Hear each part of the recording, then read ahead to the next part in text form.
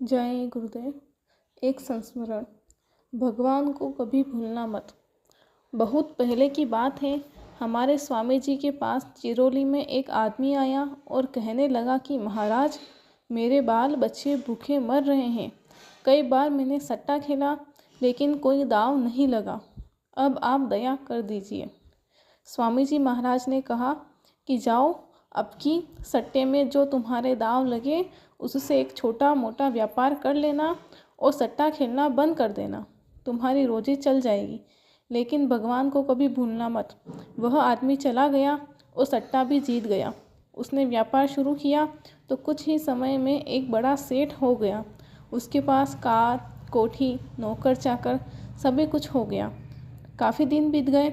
एक दिन स्वामी जी महाराज दादा गुरु ने मुझको बुलाकर कहा कि बेटे, वह गरीब आदमी जो एक बार बहुत पहले आया था फिर नहीं आया, पता नहीं उसका क्या हाल है।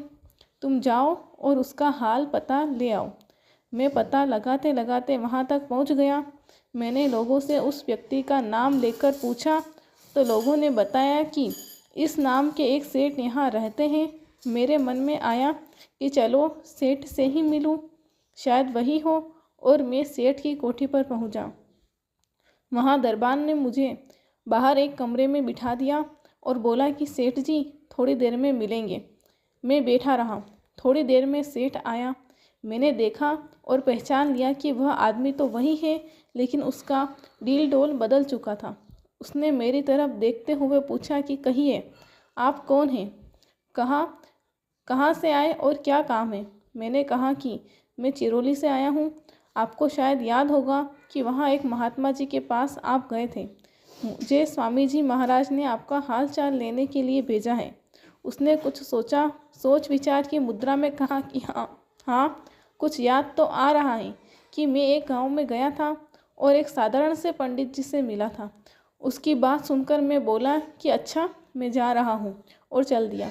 चिरौली आकर मैंने स्वामी जी को सब हाल जो का त्यों बता दिया।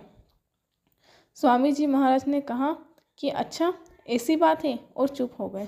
उसके कुछ दिन बाद की बात है कि मैं स्वामी जी के पास घर के दरवाजे पर बैठा हुआ था। फिर वही आदमी फटे हाल सा बना आया और स्वामी जी के चरणों में गिरकर रोने लगा और कहा कि मैं माया के चक्कर में अंधा हो गया और आपकी बात को भूल गया और फिर सट्टा खेला। इस सट्टे में मेरा सब कुछ चला गया। अब फिर दाने दाने को मोहताज हूँ।